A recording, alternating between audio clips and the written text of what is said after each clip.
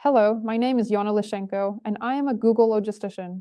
I specialize in reaching businesses' target audiences with parameters using Google Ads tools. And today, we will look at the following question, which is the top content management systems, CMS, in the United States, platforms for websites, or perhaps even what can be called alternatives to Shopify. Why do people look for alternatives to Shopify? It can be for various reasons, such as first, the relatively high cost at certain volumes. For example, the inconvenience of managing huge volumes of products, such as in a huge e-commerce project. Or it could be, for example, inconvenience or limited resources, or for instance, you would like to do SEO promotion on the site, such as there are many different reasons why people might look for an alternative or choose which platform to use for their second site or first site, such as. So I won't go into the nuances of each platform. I'll just briefly touch on some general aspects.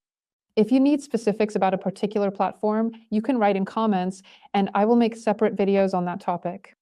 So, generally speaking, platforms in the United States can be conditionally divided into those for small business and those for large business. I will not provide their averages because, in most cases, the averages typically depend on the volume of product listings, generally. If we simply just look at the Google search statistics from the Keyword Planner tool for the United States with the query written in English, we will then see the following analytics. Well, undoubtedly, the search query Shopify will always lead, with more than 1 million average searches. The cost per click is not super expensive, not super cheap, but in any case, whom, another, second. Usually it is Squarespace. We use Squarespace better for small or medium-sized businesses. Perhaps it is used by larger advertisers, but you could say it is definitely less customizable, less convenient for some third-party integrations, additional modifications to the site, something like that, essentially. It focuses on visuals.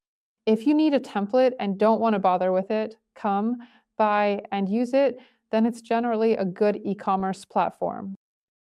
Next, we have WordPress and WooCommerce. Note that WordPress and WooCommerce for online stores are the same story. This might be an incorrect way to put it. Why? Because with WordPress, you can create both blogs and online stores, and WooCommerce, the term itself, is more associated with online stores.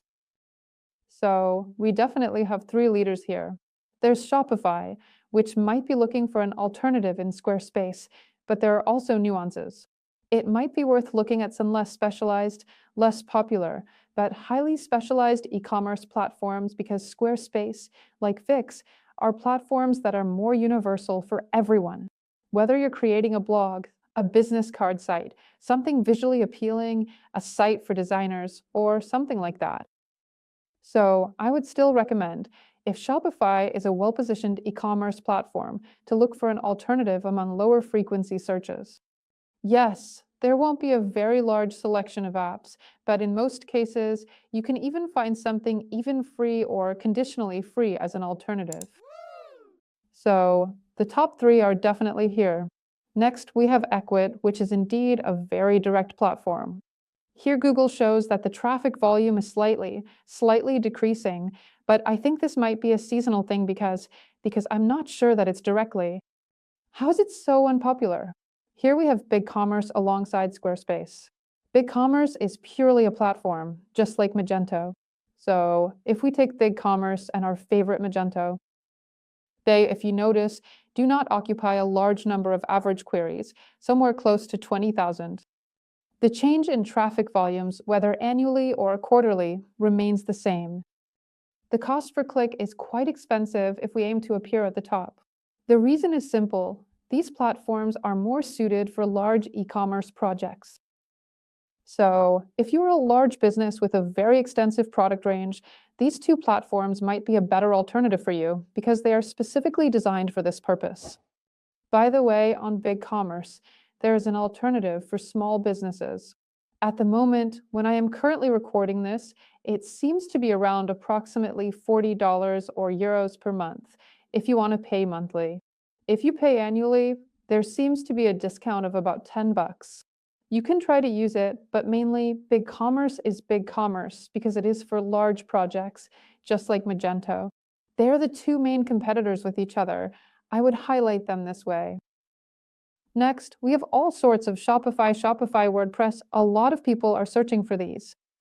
The difference, for example, my suggestion would be to consider WordPress with WooCommerce as an alternative to Shopify, because on WooCommerce you can find a lot of free plugins, such as various different features and capabilities, that you can use to enhance some functionality on your site in many ways.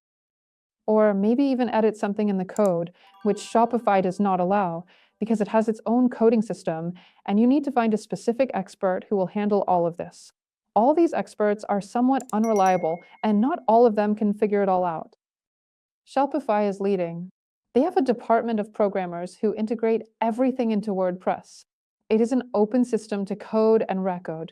Finding a programmer for WordPress is much more convenient. Moreover, we see that the search query for Shopify experts is generally leading compared to WooCommerce experts. It seems to me that regarding WooCommerce, we can somewhere. Looking for developers somewhere here and somewhere below for the simple reason that Shopify still requires some modifications in various places and in certain cases, especially for very large projects. Sometimes it can be very difficult to move away from these sites, so possibly you need to consider choosing something else. For instance, I would like to draw your attention to PrestaShop as a viable alternative platform. You might definitely like our favorite in the CS, OpenCart 2400, almost as much as PrestaShop, incredibly. I wouldn't say it's as super popular as WordPress, but OpenCart is a decent alternative. However, it's a matter of personal preference, as they say. And I also just saw another platform here. It's called NapCommerce. Let me find where it was. NapCommerce. NapCommerce, 1,300 searches, $15. The competition is practically the same as Shopify. Not a bad platform, not very super popular, but it has its own audience and its own set of, for example, data. If, for example, for some reason you do not want to work with Shopify, you can look at WooCommerce. If we look at the ranking that Google itself offers, at the top are Shopify, Squarespace, and WordPress, roughly speaking. Next to them are BigCommerce and Magento. They practically share the same spot. And all the other platforms follow in descending order, like PrestaShop or others. Oh, Ecwid. I forgot. Ecwid. This one. Ecwid. Ecwid. They still come before, conditionally, BigCommerce, but I don't know. The trend is slightly declining to around 30,000, unlike BigCommerce or unlike Squarespace or Shopify. Shopify itself is just stable. It looks slightly declining. What I can interestingly say is that if you're a very large e-commerce project with a very large product assortment, more than 200 to 300,000 product items, I would, in your place, perhaps even look at Magento. Now I will show you because they, for example, did something. I haven't studied this issue in detail, but in December 2023, they performed quite well and basically across all the states, well, New York, of course, being the top. They performed quite well in terms of traffic. And in principle, if you look at the traffic, well, they had some dips, but nothing significant. For example, comparing the top three like WooCommerce, Shopify, and Squarespace, it might even be worth replacing WooCommerce with WordPress. Looking at each system, each has its own priority story. Shopify usually leads here. There's nothing more to say than Squarespace. That is, Google Trends only confirms all the analytics we saw directly on the previous charts, conditionally. On the previous charts, conditionally. So, if you were wondering about what is generally popular in the United States and what people generally use because it is the most practical, it is typically best to choose a platform system that has a user experience familiar to the people in the location where you want to launch. So, if you want to operate in the United States, it is advisable to try searching for alternatives that have been tested and are in use. Of course, Shopify is definitely the absolute leader in this case, with Squarespace also in second place. But in my opinion, it's still worth looking for specialized e-commerce platforms. Why? Because, of course, you can definitely and undoubtedly establish analytics and conversion tracking on the same Squarespace, Etsy, and others, which Google now requires. And that's all, but if you are suddenly interested in something beyond just Google Ads, such as additional customization, traffic sources, or functionality improvements, sometimes platforms that are more universal do not always fit everyone's needs, because they are refining and enhancing their functionality for the same e-commerce. Since 2019, our e-commerce has been growing significantly and substantially, yet they're still somewhat lagging in this regard. Shopify is so cool. Shopify is so interesting to everyone and so popular because everything is optimized for e-commerce. If I were you, I would choose something more in the e-commerce direction.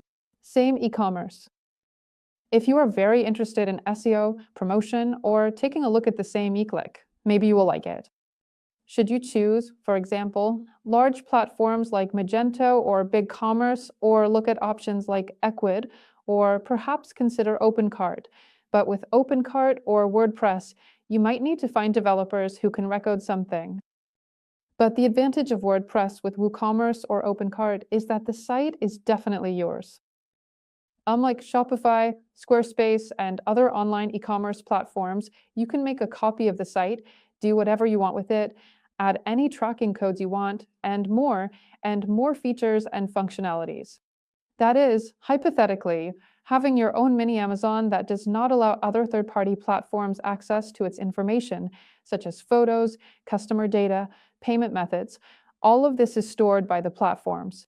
They use this data to perform their own analytics and probably resell it to larger companies, for example, Google, Amazon, or others they do not use. So this might definitely be a useful thing for someone to look at what is currently popular or not, what is in demand or not, and immediately search among these top platforms for an alternative that you might like more. Because everything is so refined now, you essentially only choose based on the price, meaning the monthly usage cost or ultimately the volume of products. For example, Shopify has packages at different prices because the task always depends on the volume of products. Is it possible for you to check if someone has any issues? You know, it's like choosing some electronics for your home for a very long period, something very expensive, and you just call around to ask about repairs, whether it can be repaired or not, or maybe, perhaps. Similarly, when looking for Shopify experts or experts in various fields, there might be some potential issues or the need for improvements and enhancements to certain functionalities to ensure they function correctly. Shopify is a payment system that is gaining momentum. Google shows us that there is significant growth here. It could be a potentially very useful platform. A 22% growth, and for the quarter, it remains practically identical to how it was. And the price for the stickers is quite comfortable speaking. That's basically all for me.